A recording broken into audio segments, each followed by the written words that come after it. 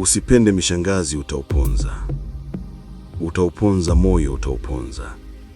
Hii ni moja kati ya mistari mikali katika wimbo wa mwanamuziki Mario unaoitwa Dunia Tamu. Ni kama aliutunga baada ya kusikiliza simulizi hii nzuri ya leo. Kuna kijana hakuuponza moyo, bali yeye aliziponza figo zake. Karibu tuanze. Unaoona hapa sio msafara wa rais, sio msafara wa mbunge wala mkuu wa mkoa. Magari manne ya kifahari yameongozana yakipita barabara kuu katikati ya mji. Huu ni msafara wa mwanamke mwenye pesa zake hapa mjini, maarufu kama Madam Kerry. Safari ya mwanamke huyu si ya kwenda kwenye mkutano wa biashara, wala haendi kusaini mkataba wa madini. Msafara wote huu na mbwembwe zake ni kwa ajili ya kitu kimoja kidogo sana. Eti Madam Kerry anaenda kufanya mazoezi gym.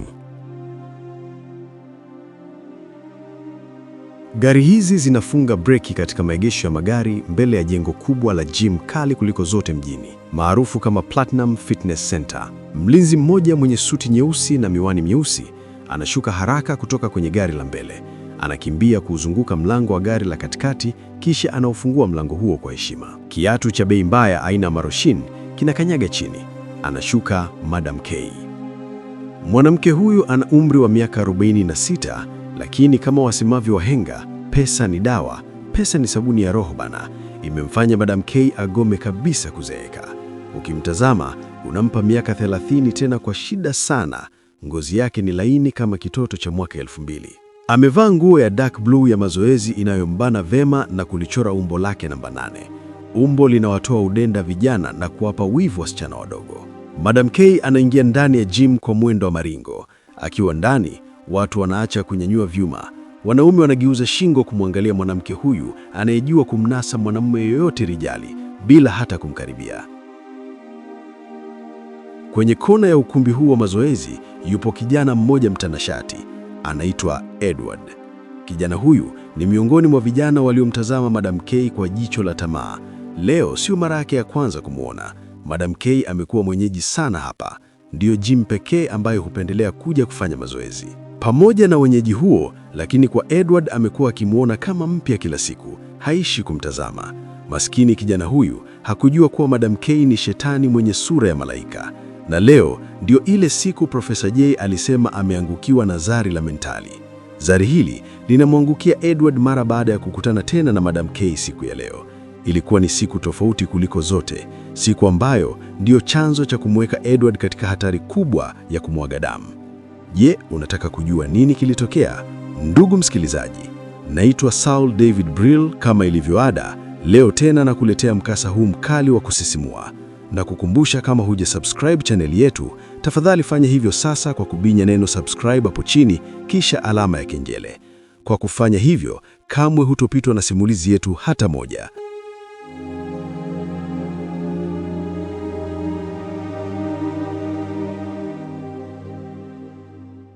Sasa tuendelee. Edward, kijana wa miaka 26, joto la kutafuta pesa lilikuwa kali zaidi kwa upande wake. Alikuwa kijana mtanashati, mwenye kifua kilichojaa, mikono yenye misuli iliyochongwa kwa chuma za gym na sura iliyowafanya wadada wengi geuke barabarani. Lakini mfukoni mwake kulikuwa na ukame mkubwa. Edward alifanya kazi kama gym instructor, au tuseme kocha mdogo wa mazoezi kwenye gym hii kubwa maeneo ya Masaki. Kazi yake ilikuwa kuwafundisha matajiri jinsi ya kupunguza vitambi walivyovitengeneza kwa bia na nyama choma, huku yeye akishinda kwa kula mihogo na maji. Siku hiyo ilikuwa Jumanne. Gym ilijaa harufu ya marashi ya bei mbaya yakichanganyika na jasho. Edward alikuwa amechoka. Alikuwa ameshikilia glasi kubwa ya plastic iliyojaa juisi nzito ya beetroot na karoti. Chakula chake cha mchana cha bei nafuu kujenga damu. Ni bukujero tu. Wakati anakunywa juisi hiyo na kufikisha nusu glasi, aliinuka na kujiondokea. Akawa anapita kwenye korido nyembamba kuelekea sehemu ya kubadilishia nguo. Mlango wa chumba cha masaji kilichopo ndani ya jengo hilo ulifunguka. Alitoka mwanamke mmoja, mrefu kiasi, mwenye umbo namba 8 lililojaa vizuri, ngozi yake iking'aa vema. ndo kwanza ametoka kufanyiwa masaji. Alikuwa amevaa taulo nzito nyeupe iliyombana na kuonyesha kila kona ya utajiri wa mwili wake. Huyu hakuwa mwingine bali Madam K. Edward alipomwona alishtuka. Alijaribu kusimama ili ampishe bosi huyo apite, lakini sakafu ilikuwa na unyevu kiasi, kiatu cha Edward kiliteleza. "Oh shit!" Edward alipiga kelele. Glasi ile ya juisi iliyumba mara kadhaa. Juisi nyekundu nzito iliruka na kumwagikia kwenye nguo ya Madam K. Nguo yake nyeupe ililoa na wekundu wa juisi ile. Gym nzima ilisimama. Watu walishika midomo kwa mshangao. Kumwagia juisi tajiri kama Madam K lilikuwa ni kosa la jinai katika sheria za mtaani. "Nimekwisha," Edward alijisemea moyoni, akimwangalia chini kwa hofu. Alipiga magoti haraka, akatoa taulo lake ambalo nalo lilikuwa na jasho kidogo na kuanza kumfuta Madam K kwa haraka. "Samahani madam, samahani sana bosi wangu, sikuona. Nimeteleza, nisamehe," Edward alibwabwaja huku mikono yake ikitetemeka. Ndiyo kwanza akazidi kumchafua Madam K. Meneja wa gym alikuja mbio. "Edward, una wazimu. Toka hapa, ondoka kabisa," meneja alifoka. Ajabu, Madam K wala hakuonekana kukasirika. Alimtazama Edward kwa macho ya upendo, kisha akapeleka mikono yake na kumshika shavuni na begani taratibu. "Usijali, ni ajali, naelewa," alisema Madam K huku akitabasamu. Kila mmoja alishangaa, hata Edward mwenyewe hakutegemea. Madam K hakutazama ile nguo yake iliyochafuliwa. Hakutazama hasira ya meneja wa gym, bali macho yake yalikuwa yakimtazama Edward kwa namna ya tofauti. Alimtazama kuanzia kwenye kifua chake ndani ya fulana nyepesi, akashuka kwenye tumbo lake gumu lenye six packs, akatazama mikono yake iliyojaa afya. Moyo wa Madam K hakumuona kijana rijali mbele yake, bali aliiona afya ya Edward. Aliona damu safi ambayo haijachafuliwa na pombe wala madawa ya kulevya. Akamuinua Edward na kumtazama usoni. "Usiwe na wasiwasi kijana, ni ajali kazini. Lakini naona una nguvu nyingi na afya nzuri. Unaitwa nani?" aliuliza Madam K huku akilamba tone la juisi iliyomwagikia usoni pembeni ya mdomo wake. Edward akatoa macho kwa mshangao, mapigo ya moyo wake kimuenda mbio. "Naitwa Edward madam." "Edward," Madam K alilitamka jina hilo taratibu. Akaendelea akisema, "Umenichafua, nataka unilipe, ila sio kunipa pesa nikanunue nguo nyingine," alisema Madam K kwa namna ya utani. Bado tabasamu halikuondoka usoni kwake. Edward naye akawa analazimisha tabasamu baada ya kuona bosi anazungumza kirafiki sana. "Nataka unilipe kwa njia nyingine.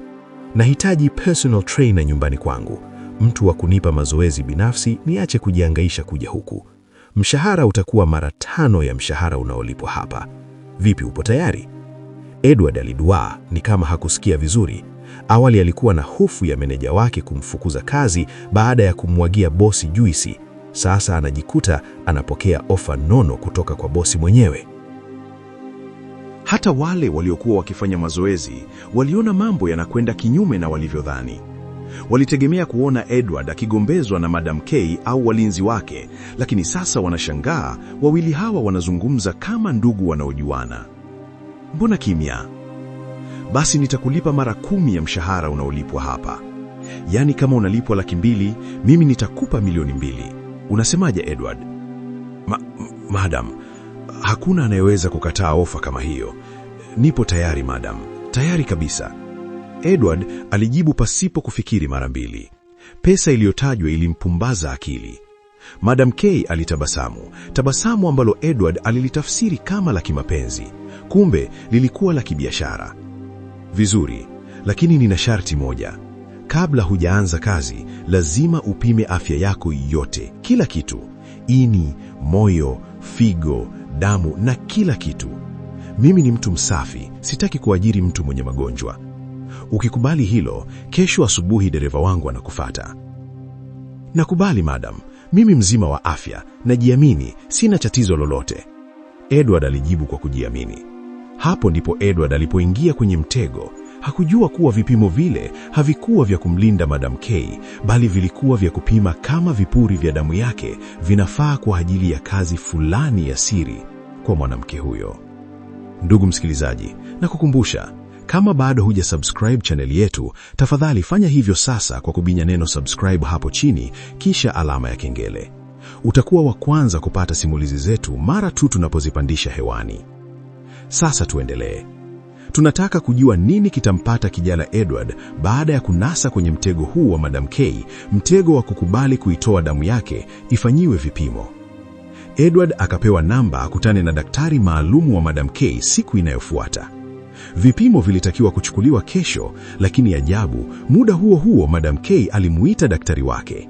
Wakaongozana ndani ya gari wakati anatoka gym. Daktari, simhitaji kijana huyu kwa mapenzi, lakini nataka figo zake zote mbili. Sawa bibi bosi. Hayo ndiyo maelezo aliyopewa daktari. Madam K hataki mapenzi, bali anazitaka figo za Edward. Siku inayofuata, Edward alifika hospitali kutoa damu na kufanyiwa vipimo vyote kama makubaliano yalivyowekwa. Aliitwa kwenye ofisi ya daktari binafsi wa Madam K. Baada ya kutolewa damu, Edward alibaki nje kwenye chumba cha mapokezi akifurahia AC na Wi-Fi ya bure. Huku ndani ofisini, mazungumzo mazito yalifanyika kati ya Madam K na daktari. Wala Edward hakujua kama Madam K yuko hapa anafuatilia vipimo vyake hatua kwa hatua. Dr. Suka alishika bahasha ya kaki yenye majibu. Alivua miwani yake na kumtazama Madam K kwa tabasamu la furaha. Madam, Mungu mkubwa. Nimefanya kazi hii kwa miaka 20, lakini sijawahi kuona bahati ya namna hii. Niambie daktari, vipimo vimeendana? Huyu kijana anafaa au napoteza tena muda wangu bure? Madam K aliuliza kwa shauku, mikono yake ikitetemeka kidogo. Sijui ni kitu gani kinamfanya mwanamke huyu mwenye pesa zake awe na shauku namna hii. Dr. Suka alifungua faili na kutoa karatasi zenye grafu na namba. Madam, unajua tatizo na binti yako Lulu sio tu figo zake kufeli. Tatizo kubwa ni kundi lake la damu na vinasaba, HLA markers. Lulu ana damu adimu sana ambayo inakataa figo za watu wengi. Tumejaribu ndugu zako 3, wote wamekataliwa. Tumejaribu donors 10 kutoka India na 6 kutoka Tanzania, wote wamekataliwa. Mwili wa Lulu una kinga kali sana inayoshambulia kitu chochote kigeni. Madam K alikunja uso. Najua yote hayo daktari. Niambie kuhusu Edward. Dr. Suka alitabasamu tena, akasema, huyu Edward ni kama pacha wa Lulu kibiolojia. Sio tu kwamba ana afya njema ya figo kwa sababu hanywi pombe wala kuvuta sigara, bali vinasaba vyake, tissues, vinaendana na vya Lulu kwa 86%. Ni perfect match. Ukimwekea mwanao Lulu figo ya Edward, mwili wa Lulu hautakataa. Itakuwa kama figo hiyo alizaliwa nayo. Madam K alishusha pumzi ndefu, machozi ya furaha yakimlenga. Kwa mara ya kwanza baada ya miaka 2 ya kuhangaika mahospitalini kutafuta figo kwa ajili ya binti yake anayeumwa, hatimaye leo anampata mtu sahihi. Ni Edward. Kwa hiyo tunaweza kuzichukua? Madam K aliuliza kujihakikishia. Yap, tunaweza. Figo zake zote 2 ni nzima na zina nguvu. Akitoa moja, Lulu atapona na Edward ataweza kuishi na hiyo moja iliyobaki, japo atakuwa dhaifu kidogo. Lakini swali ni, je, kijana atakubali kutoa figo? Madam K alisimama, uso wake ukabadilika kutoka kuwa mama mwenye huruma na kuwa mwanamke mwenye roho mbaya. Daktari, vipi kama tukichukua figo zake zote 2? Ina maana mwanangu atapona kabisa, hatasumbuliwa na huo ugonjwa tena? Daktari akashtuka. Figo 2 kivipi? Bosi, kutoa figo zote 2 kwa Edward maanake ni kumuua. Binadamu hawezi kuishi bila figo kabisa. Hilo niachie mimi daktari. Kijana ana matatizo mengi kwenye familia yake. Anaweza kuvaa bomu na kujitoa muhanga, akawa kafara ili ndugu zake waishi maisha mazuri. Daktari alibaki ameduaa, bado hakumwelewa kabisa Madam K. Asante daktari. Andaa taratibu za safari ya kurudi India. Figo za kijana huyu ni mali yetu sasa. Madam K alitoka ofisini kwa daktari na kumfuata Edward eneo la mapokezi. Alimpa Edward tabasamu la mahaba ya uongo. "Madam, kumbe uko hapa?" aliuliza Edward akishangaa. "Yes, nilitaka mimi ndiye wa kwanza kusikia majibu ya kijana handsome kama wewe. Guess what? Majibu yako ni safi mpenzi. Nenda kwenye gari unisubiri." Edward aliruka kwa furaha, akijua sasa ametusua kupitia mshangazi huu, kumbe anajichimbia kaburi pasipo yeye mwenyewe kujua. Ndugu msikilizaji, kabla ya kuendelea, na kukumbusha tena, kama bado hujasubscribe chaneli yetu, tafadhali fanya hivyo sasa kwa kubinya neno subscribe hapo chini, kisha alama ya kengele. Utakuwa wa kwanza kupata simulizi zetu mara tu tunapozipandisha hewani.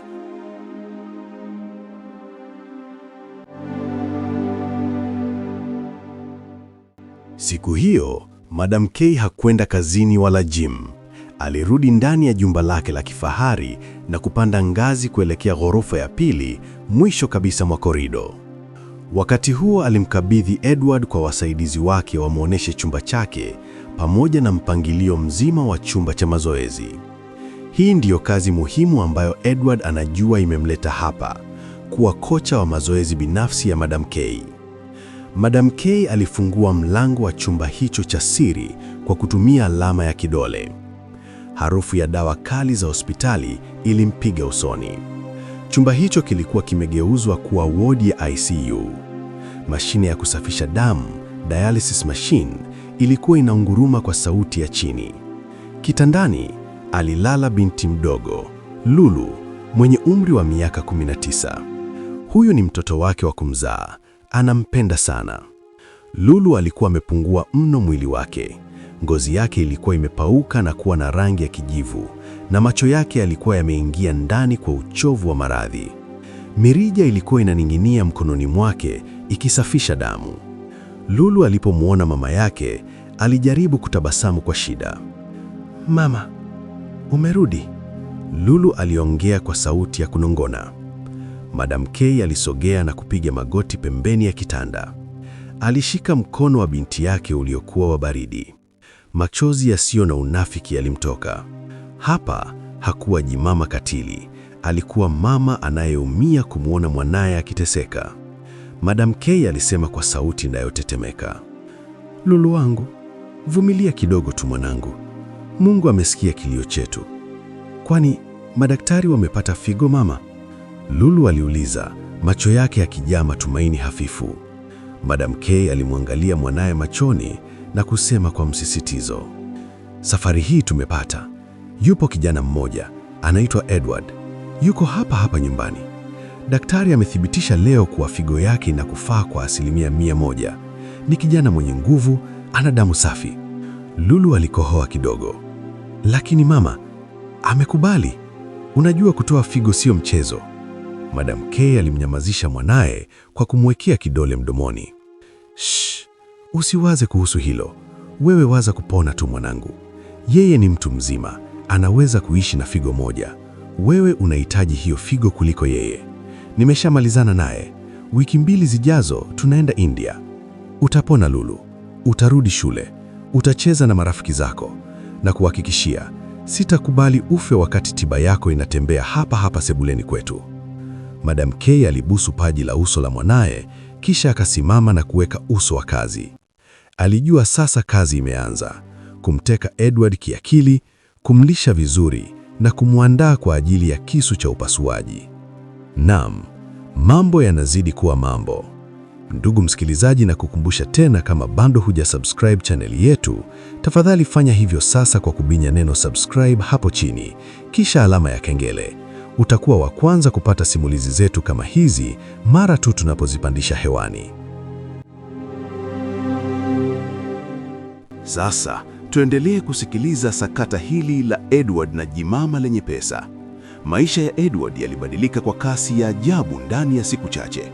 Kutoka kuwa kijana anayehangaika kulipa kodi ya chumba kimoja uswahilini, Edward alijikuta akiishi kwenye nyumba ndogo ya watumishi, servant quarter, iliyokuwa ndani ya hekalu la Madam K.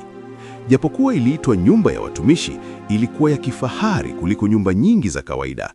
Ndani kulikuwa na viyoyozi, runinga kubwa na kitanda cha futi 6 kwa 6 ambacho Edward hakuwahi kukilalia tangu azaliwe.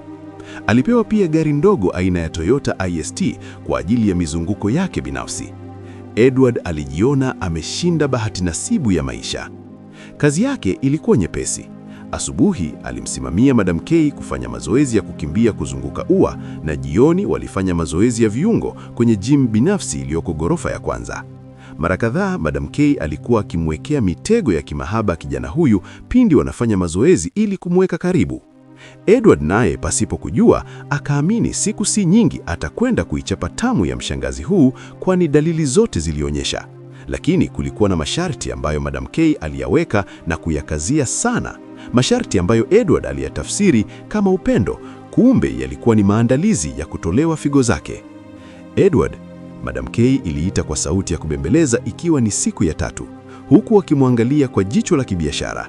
Akaendelea akisema, "Sitaki ule hovyo hovyo. Mpishi atakupikia chakula maalum. Kuanzia leo, chakula chako kitakuwa maini, mboga za majani, juisi na matunda kwa wingi. Na sharti kubwa kuliko yote, lazima unywe maji lita 4 kwa siku. Sitaki mwili wako uchoke." Edward aliitikia kwa furaha, "Sawa madam, hata ukisema lita 10 nitakunywa kwa ajili yako." Kijana huyo alijua anajengwa ili awe na nguvu za kiume za kumridhisha bosi wake kitandani pale atakapomhitaji. Hakujua kuwa vyakula vile vilikuwa ni mbolea ya kunenepesha figo zake na kusafisha damu ili ziwe tayari kwa ajili ya binti wa Madam K. Edward alikuwa kama kuku wa kisasa anaelishwa pumba nyingi ili ananuili haraka kwa ajili ya sikukuu. Wiki 2 zilikatika. Edward alinenepa, ngozi iling'aa na misuli ilijaa maradufu. Alijiona mwanaume rijali, lakini kitu kimoja kilimchanganya. Kadri siku zilivyosogea, alitegemea kuona upendo na kujiachia kwa Madam K kukizidi, lakini Madam K hakuwahi kumgusa wala kumtaka kimahaba. Alikuwa akimwangalia kwa jicho la kawaida sana. Hakuwahi kumruhusu amsogelee zaidi ya mazoezi. Jambo hili lilimshangaza sana Edward, mpaka ilipofika siku moja ya Ijumaa. Mvua kubwa ilikuwa inanyesha nje ikiambatana na radi kali. Edward alikuwa chumbani kwake akijiandaa kulala, mara simu yake iliita. Jina lilisomeka Boss Lady. Akaipokea haraka. "Edward, njoo chumbani kwangu sasa hivi." Sauti ya Madam K ilisikika ikiwa nyororo, ya chini na yenye kulewa kidogo. Moyo wa Edward ulishtuka. Haikuwa kawaida. Akahisi pengine hii ndiyo siku aliyoisubiri. Alijipulizia marashi kwa haraka, akavaa nguo zake, kisha akakimbia kwenye mvua kuelekea nyumba kubwa. Alipandisha ngazi upesi hadi ghorofa ya 2. Alipofika mbele ya mlango wa chumba cha Madam K, aligonga taratibu kwa nidhamu. Madam aliinuka kwenda kufungua mlango. Alikuwa amevaa gauni jepesi la kulalia lililochora umbo lake vema. Leo alionekana mrembo zaidi na kuvutia kuliko ile kawaida yake. Chumba kilikuwa na mwanga hafifu wa taa za rangi ya njano. Baada ya kufungua mlango, Madam K alisimama mbele ya Edward akatabasamu. Leo hakuwa na ile sura ya ukali. Ukweli ni kwamba alikuwa toka kumwona binti yake Lulu akiwa anateseka kwenye mashine. Hivyo alihitaji faraja ya haraka, angalau wajiriwadhe ili asichanganyikiwe. "Nimefika madam," Edward alisema kwa sauti ya heshima. Madam K alipiga hatua taratibu na kumsogelea Edward mpaka miili yao ikakaribia kugusana. "Mwili wako ni imara sana, unanipa matumaini ambayo nilishayapoteza. Leo sitaki uwe kocha wangu, nataka uwe mtuliza maumivu wangu." Madam K alinong'ona huku mikono yake ikipapasa kifua cha Edward, ikashuka tumboni mpaka kiunoni juu ya suruali. "Niko hapa kwa ajili yako madam," Edward alijibu kwa sauti nzito, akijua wazi nini kinafuata baada ya hapo. Madam K alimtazama kwa macho yaliyolegea, akasema, "Basi nionyeshe kama wewe ni mwanaume kweli." Usiku ule, mipaka ya bosi na mwajiriwa ilifutika. Edward alivutwa mkono, kisha wakaanguka kitandani, ndimi zao zikiwa zimegusana. Madam K alimuhitaji Edward usiku ule kwa sababu 2 tofauti. Moja, alihitaji kupunguza mawazo. 2, alihitaji kujihakikishia kuwa mzigo wake, yaani mwili wa Edward, uko tayari. Kila Madam K alipomshika Edward kiunoni upande wa nyuma, Edward Alidhani ni mahaba mazito, kumbe Madam K alikuwa anapapasa eneo la figo, akijisemea moyoni, figo za mwanangu ziko humu ndani tayari kwa matumizi. Kwa Edward ilikuwa ni ndoto iliyotimia, ndoto ya kulala na mwanamke tajiri, mrembo, mwenye kila kitu. Alijituma kwa ustadi wake wote, akiamini anajenga himaya yake ya kudumu. Alihakikisha hakosei, alihakikisha anaichapa kwa nguvu zote ili kumfanya jimama huyu aridhike na asimsahau. Alitumia kila aina ya utundu anaoujua. Baada ya mchezo kuisha, walilala pamoja chumbani kwa Madam K. Edward alijiona mfalme, alijiona mshindi kwa performance nzito ya usiku huo. Ni kama ile mechi ya Taifa Stars na Morocco, mechi iliyomalizika kwa bao moja pekee, lakini kila upande ukijisifu kwa mchezo mzuri. Asubuhi ilipofika, Edward alitegemea kuamka na kupewa busu la shukrani au kuletewa chai kitandani, lakini alipofungua macho, alijikuta peke yake kitandani. Madam K alikuwa ameshaamka mapema, ameoga na kuvaa suti yake ya kazi. Alikuwa amesimama mbele ya kioo akijipaka lipstick nyekundu. "Mpenzi," Edward aliita kwa sauti ya usingizi na mahaba. Madam K aligeuka. Uso wake ulikuwa umerudi kwenye ule ukali wa kawaida. Hakutabasamu hata kidogo. "Basi amka Edward, nenda kwako kalale kama bado una usingizi," Madam K alisema kwa sauti kavu. Edward aliganda kitandani, ameduaa. Akatamani kuomba mechi ya usiku irudiwe, lakini mudi ya Madam K ilimvunja moyo. "Halafu nimesahau kukuambia Edward, wiki ijayo tuna safari." "Safari? Tunaenda wapi?" aliuliza Edward kwa sauti iliyochangamka. "India, mapumziko kwa ajili yangu na yako," alijibu kifupi. Edward akakunja uso, si kwa kukasirika, bali kwa kushangazwa na taarifa ile njema ya ghafla. Moyo wa Edward ulilipuka kwa furaha. India, nchi ya nje, alijua ndo ameula kabisa. Aliinuka na kutoka kitandani kutaka kumkumbatia, lakini Madam K alimkwepa kidogo na kuelekea mlangoni. "Nenda kaoge, nimeandaa mtu kwa ajili ya kukusaidia kupata passport mapema," alisema Madam K, kisha bila kuaga alifungua mlango akatoka na kuondoka zake. Edward alitoka chumbani mule akiwa na furaha ya ajabu, akapita seleni kwa maringo, akajiona baba mwenye mjengo. Hakujua kuwa hii safari ya kupanda ndege kwenda India ilikuwa tiketi ya kwenda machinjoni. Hakujua kuwa Madam K hakumpenda yeye, alipenda viungo vilimo ndani ya mwili wake, yani figo. Naam, Edward amejilia vyombo na sasa anapata ofa ya kwenda India mapumziko. Ndugu msikilizaji, na kukumbusha tena, kama bado hujasubscribe channel yetu, tafadhali fanya hivyo sasa kwa kubinya neno subscribe hapo chini, kisha alama ya kengele. Utakuwa wa kwanza kupata simulizi zetu kama hizi mara tu tunapozipandisha hewani.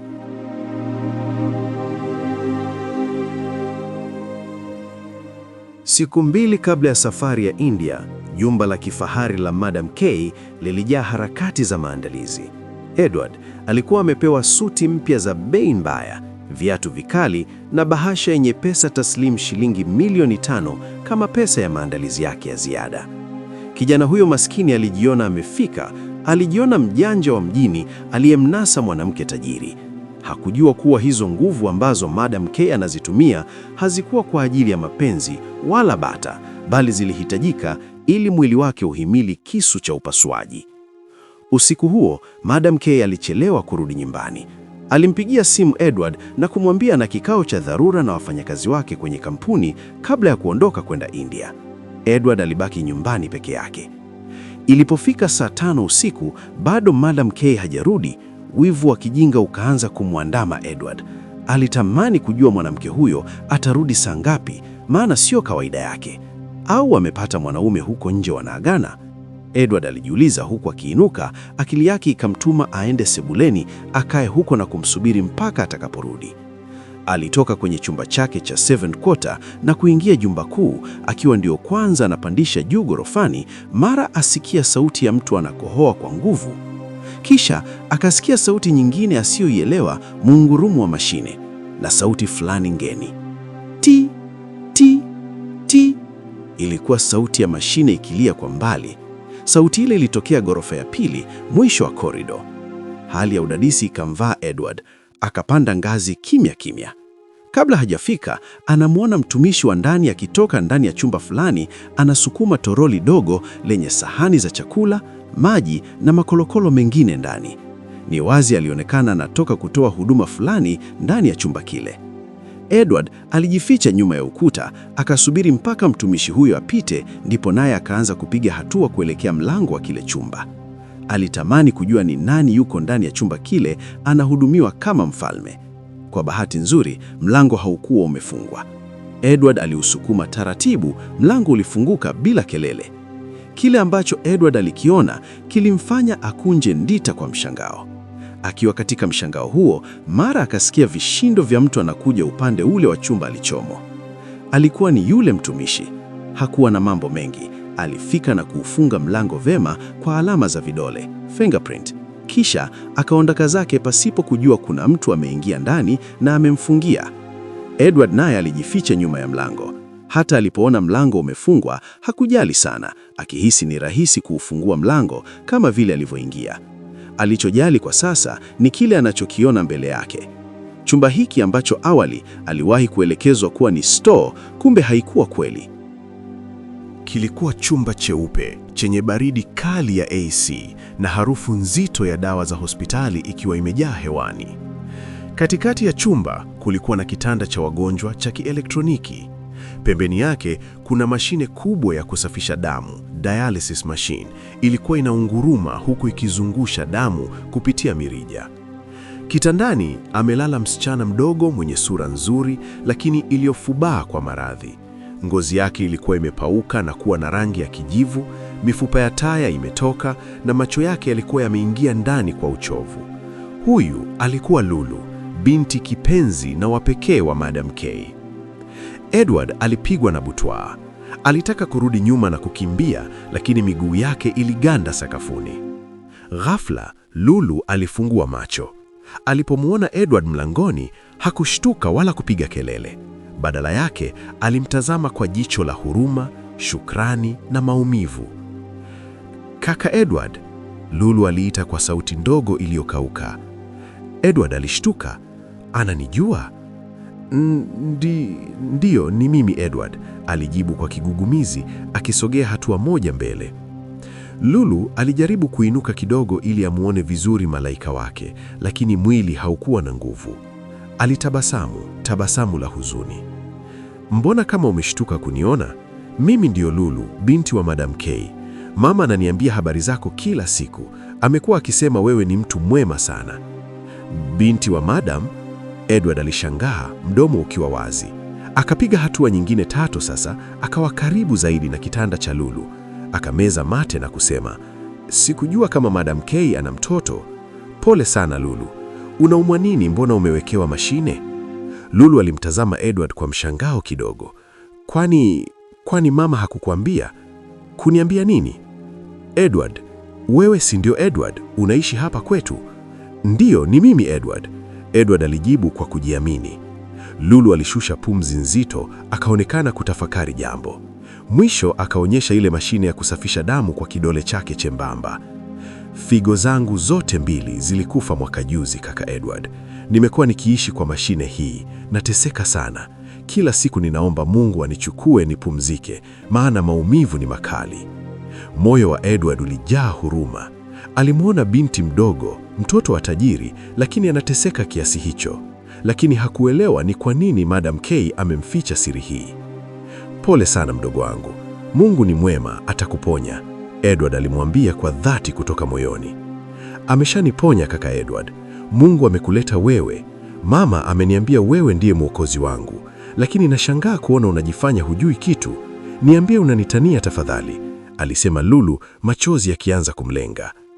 Moyo wa Edward ulilipuka kwa hofu. Mapigo yake yakaanza kwenda mbio. "Mimi? Kivipi?" Lulu alimwangalia Edward usoni, akiamini kuwa kijana huyo anajua kila kitu, labda anamtania tu.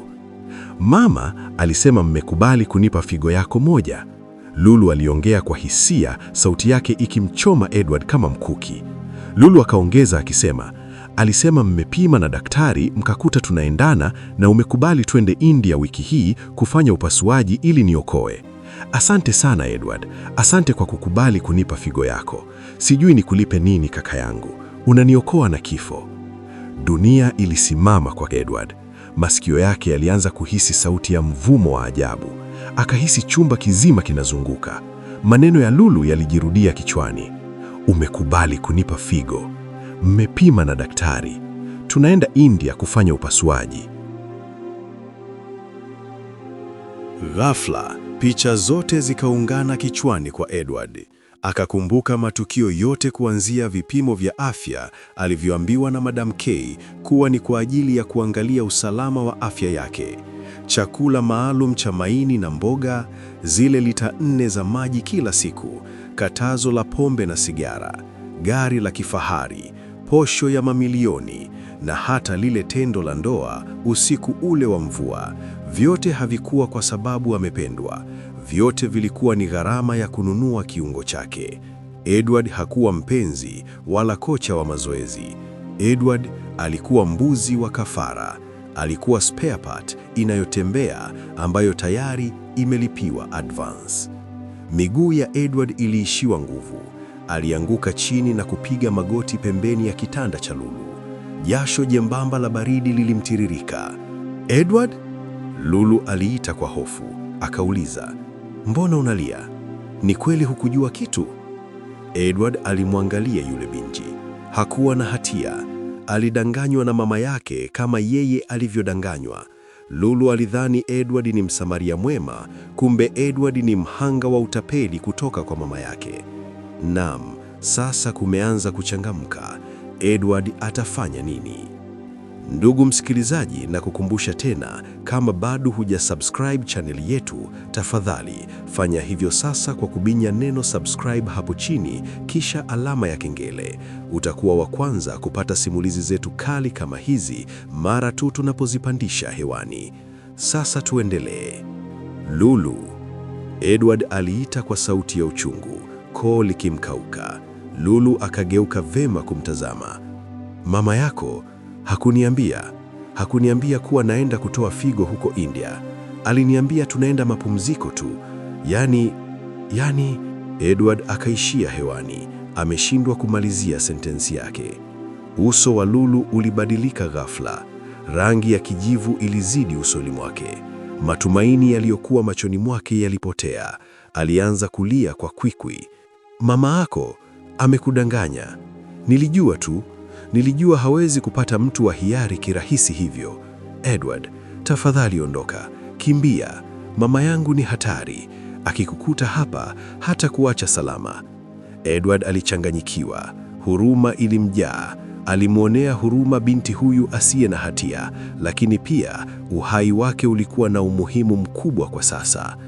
Kimbia Edward. Lulu alipiga kelele kwa nguvu zake zote, mashine ikianza kulia kwa kasi ti kwa sababu ya mshtuko wa moyo wa mgonjwa. Kabla Edward hajajibu, alisikia mlango wa mbele wa jumba lile ukifunguka kwa kishindo kikubwa. Sauti ya Madam K na daktari ilisikika chini sebleni, wakiongea kwa haraka. Daktari, hakikisha sindano za usingizi ziko tayari. Hatutaki mambo mengi. Akileta ujuaji, tunamchoma sindano hapa. Tunamsafirisha akiwa amelala. Kumbe, wakati Edward anazungumza na Lulu, yule mfanyakazi aligundua kuwa kuna mtu ndani ya chumba cha mgonjwa. Haraka alimpigia simu Madam K, naye akampigia daktari wake. Na sasa wamekuja kwa kasi mjengoni, wameongozana na walinzi wa Madam K.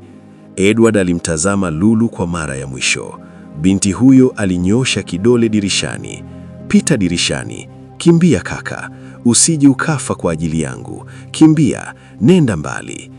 Edward alikurupuka kutoka pale chini, akavuta kioo cha dirisha hilo, kisha akaruka kwa haraka kama paka mpaka chini kwenye bustani. Ilikuwa mvua inanyesha. Ilikuwa kazi rahisi mno kwake kuruka, ukizingatia ni mtu wa mazoezi. Alikimbia kuelekea getini, akijua sasa maisha yake ya kifahari yamegeuka kuwa vita ya kuokoa viungo vyake vya mwili, figo.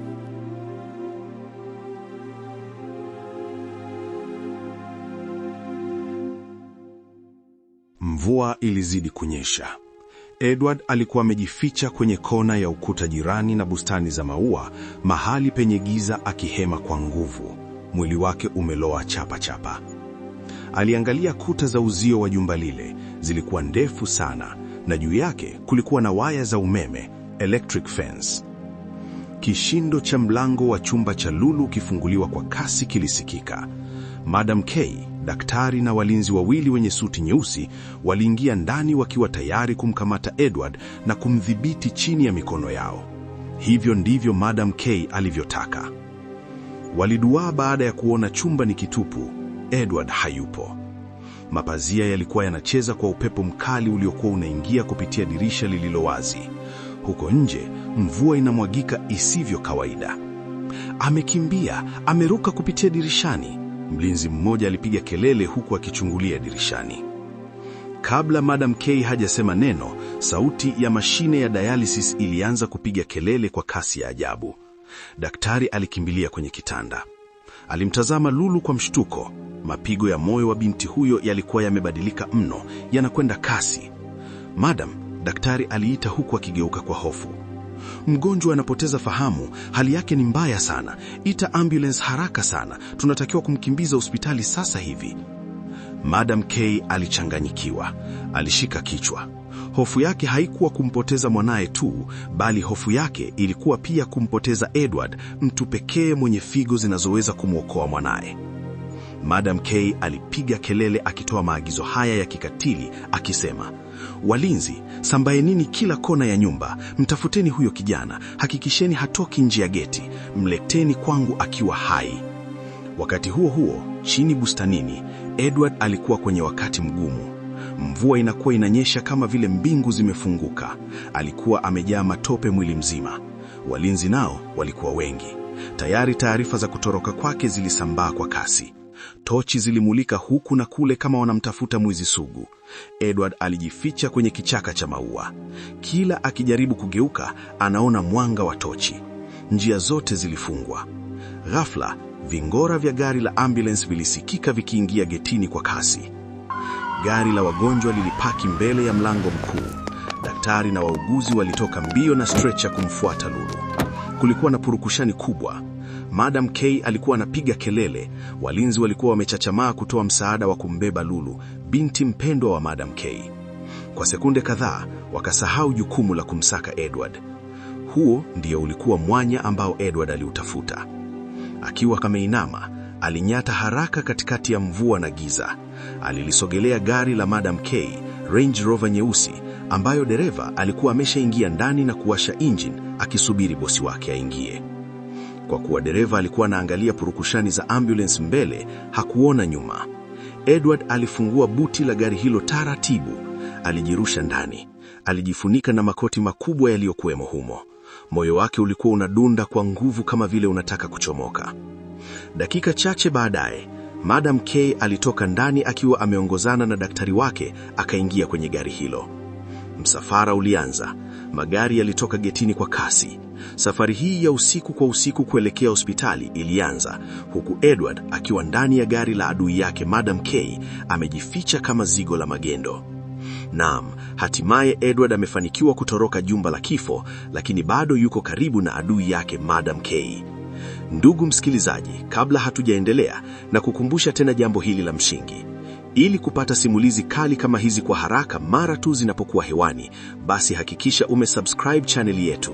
Tafadhali fanya hivyo sasa kwa kubonyeza neno subscribe hapo chini, kisha alama ya kengele. Hapo utakuwa umeua. Sasa tuendelee. Huko nyumbani kwa Madam K, walinzi waliobaki waliendelea na msako mkali wa kumtafuta Edward. Eti muda wote huo bado walikuwa na imani ya kwamba Edward hajatoka, bado yuko ndani. Mbona hatumuoni? Hawezi kupanda ukuta wala getini hajapita. Ameingia wapi sasa? Mkuu, labda tujaribu kuangalia CCTV kamera za getini tuone kama alipenya wakati ambulance inaingia, mlinzi mwingine alishauri. Wazo hili likawa ni super sana. Walikimbilia kwenye chumba cha ulinzi. Kisha kwa haraka walirudisha mkanda wa video nyuma. Wakawa wanakagua video hizo za CCTV kwa umakini mkubwa. Mara ghafla wote waliganda. Kwenye video walimwona Edward akitoka gizani akifungua buti la gari la bosi wao Madam K na kuingia ndani sekunde chache kabla Madam K hajaingia. Mungu wangu, yuko ndani ya gari la bosi, alisema mkuu wa walinzi, kisha haraka akachukua simu na kumpigia Madam K moja kwa moja. Barabarani mvua ilikuwa imekata kwa sasa. Msafara ulikuwa unakwenda kwa spidi kali. Madam K alipoona simu ya mlinzi, alipokea kwa hasira. "Mmemkamata huyo kijana?" aliuliza. "Hapana bosi, samahani. Huyo kijana yuko ndani ya gari lako. Tumeona kwenye kamera ameingia kwenye buti la gari unalotumia. Naomba mwambie mlinzi uliye naye akusaidie kumkamata kabla hajatoroka tena." Madam K alipigwa na butwaa. Aligeuka kuangalia kiti cha nyuma kinachotenganisha siti za abiria na buti la gari. "Dereva simama!" Madam K alipiga kelele. "Simamisha gari pembeni sasa hivi. Iache ambulance iendelee na safari." Dereva alitii. Alifunga breki ya ghafla katikati ya barabara kuu, gari likayumba na kusimama upande. Ambulance iliyokuwa mbele iliendelea na safari. Waliomo ndani hawakujua kinachoendelea huku nyuma. Walijali zaidi usalama wa mgonjwa waliyembeba. Madam K na yule mlinzi walishuka upesi. Wakiwa na hasira na shauku ya kumnasa Edward, wakaelekea nyuma ya gari wakikimbia. Lakini kumbe dereva wa Madam K alifanya kosa kubwa la kiufundi. Alipaki gari vibaya kwenye kona mbaya ya barabara. Wakati Madam K na mlinzi wanafika nyuma ya gari tayari kufungua buti, mwanga mkali ulitokea ghafla nyuma yao kwenye ile kona kali. Ndipo wanaliona lori la mizigo likija kwa spidi kali. "Kimbia madam, kuna hatari. Tokeni barabarani." Dereva wa Madam K alipiga kelele. Madam K na mlinzi wake walikimbia kujiokoa, lakini ukweli ni kwamba walichelewa. Dereva wa lori alijaribu kuwakwepa, lakini ilishindikana. Mara kishindo cha kutisha kilitetemesha ardhi yote ya eneo hilo.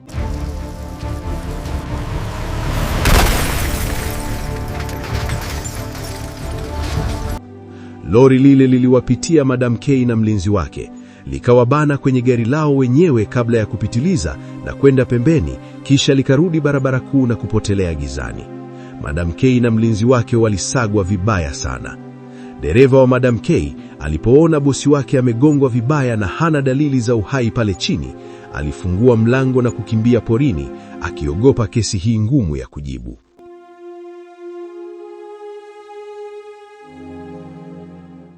Kulikuwa na ukimya wa kutisha. Matone mepesi ya mvua ndiyo yalisikika. Mara buti la Range Rover lililokuwa limebonyea kidogo lilisukumwa kwa nguvu. Lilifunguka. Edward alitoka nje akiwa anachechemea. Alichokiona mbele yake kilimfanya atamani kufumba macho. Ajali ilikuwa mbaya. Mlinzi alikuwa amekufa papo hapo. Madam K alikuwa chini, ameumia vibaya sana sehemu ya kifua na tumbo. Damu zilikuwa zinachuruzika na kuchanganyika na maji ya mvua. Edward alimsogelea. Madam K alifumbua macho kwa taabu. Pumzi zake zilikuwa za mwisho. Alimwona Edward amesimama mbele yake. Hakuona tena chuki machoni mwa kijana huyo, aliona huruma. "Edward," Madam K aliita na kukohoa damu. Nisamehe sana." Edward alipiga magoti, akimshika mkono mwanamke aliyetaka kumuua dakika chache zilizopita kwa kuzitoa figo zake. Nisaidie.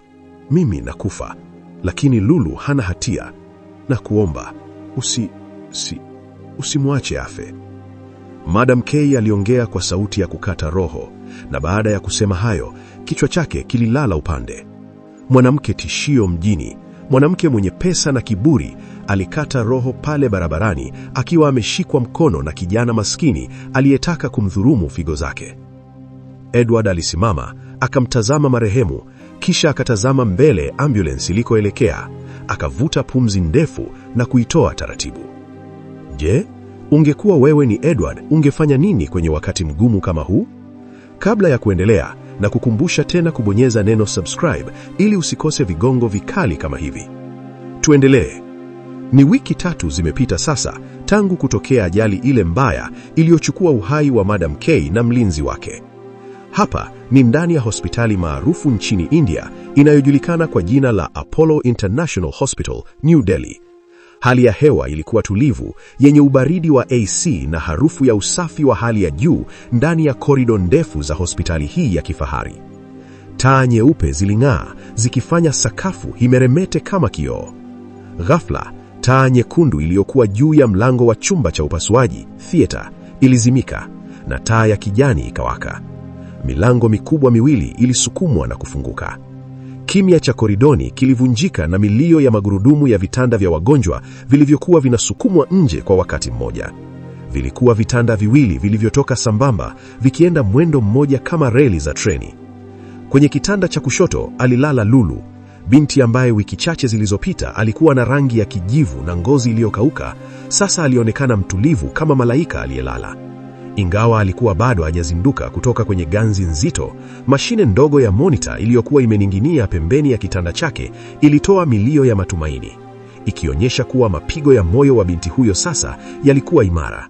Damu safi ilikuwa inazunguka mwilini mwake kwa mara ya kwanza baada ya miaka mingi. Figo mpya ilikuwa inafanya kazi. Kwenye kitanda cha kulia, bega kwa bega na Lulu, alilala Edward, shujaa wetu. Alikuwa amefunikwa shuka jeupe mpaka kifuani. Babuni mwake upande wa kushoto kulikuwa na bandeji nene iliyofunika jeraha bichi la upasuaji. Uso wake ulionyesha uchovu mwingi na jasho jembamba lilimtoka katika paji la uso, lakini hata katika usingizi wake huo wa dawa, sura yake ilikuwa na amani. Wauguzi wa Kihindi walisukuma vitanda hivyo taratibu kuelekea wodi ya uangalizi maalum, ICU. Lulu na Edward wote wakiwa wamelala sambamba, nafsi zao na maisha yao yameunganishwa kwa damu ya ubinadamu, sio nguvu wala pesa kama alivyotaka Madam K. Masaa kadhaa baadaye, Edward alizinduka. Pembeni yake alisimama daktari bingwa wa Kihindi pamoja na yule daktari binafsi wa Madam K. "Hongera sana kijana," daktari mkuu alisema kwa Kiingereza. "Upasuaji umeenda vizuri. Umempa binti huyu maisha mapya. Figo yako inafanya kazi vizuri sana mwilini mwake." Edward alijaribu kukaa, lakini akahisi maumivu makali ubavuni, akalala tena. Daktari binafsi wa Madam K alimsogelea Edward. "Edward, siwezi kuamini ulichokifanya. Baada ya yote yaliyotokea, bado ukarudi, ukasafiri mpaka huku India na kukubali kutoa figo yako. Wewe ni mtu wa ajabu sana." Edward alitabasamu kidogo. Daktari akaendelea akisema, "Lakini kuna kitu kimoja, bosi Lulu akizinduka atataka kujua nani kamponya. Kwenye makaratasi umetumia jina bandia. Kwa nini hutaki ajue ni wewe?" Edward aligeuka na kutazama dirishani. Hakutaka Lulu aishi na deni la shukrani kwake, wala hakutaka tena mambo yawe mengi. Alitaka kuanza maisha mapya yasiyo na shortcut. "Daktari, Lulu akiamka, mwambie tu alipata msamaria mwemba akajitolea figo. Naomba unifanyie mpango. Nikipata nguvu kidogo tu, nirudi Tanzania haraka sana." "Sawa Edward, nitafanya utakavyo." Ilikuwa hivyo kama Edward alivyotaka. Alirudi Tanzania. Siri ikabaki kuwa siri kuhusu mtu aliyemuokoa binti wa Madam K aliyekuwa akikichungulia kifo baada ya kukosa figo kwa kipindi kirefu. Na sasa miaka 3 imepita, Edward alikuwa amerudi kwenye maisha yake ya kawaida. Kovu bavuni mwake lilikuwa limeshapona, likabaki kama alama yenye funzo kubwa kwa kila atakayemsimulia kisa chake, kama mimi leo ninavyokusimulia wewe. Aliendelea na kazi yake ya gym trainer, lakini safari hii alikuwa tofauti. Aliacha kabisa tamaa ya pesa za haraka. Aliacha tabia ya kupenda majimama na mishangazi. Alijifunza kwa njia ngumu kwamba hakuna maisha ya mseleleko. Pesa ya bure ina gharama, inaweza kuuchukua hata uhai wako. Lakini kuna siku ambayo Edward hataisahau. Siku hiyo ilikuwa Jumamosi asubuhi.